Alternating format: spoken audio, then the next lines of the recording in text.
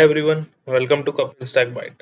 In today's video, we will learn how to remove blanks within data. So let's start. As you can see, here we have data in four columns from B to E, where we have some values, and in between you can see there are some blanks like this. And we wanted to remove these blanks. So let's see how we can do it. First of all, you need to select this data from where you wanted to remove the blanks.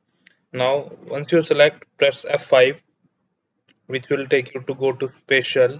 Now you have to go to spatial, and here you can see a blanks value is available. So just select the blanks and click on OK.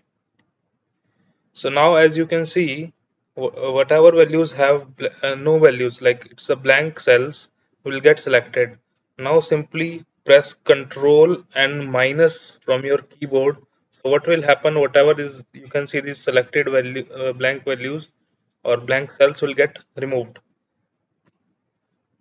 Shift cells up.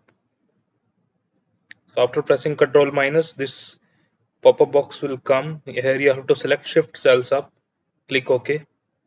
So as you can see, those blank cells will get removed and your values will get shifted upwards as we have selected the shift cells up. That's it for this video. Thanks for watching. Please like, comment, share and subscribe to my channel.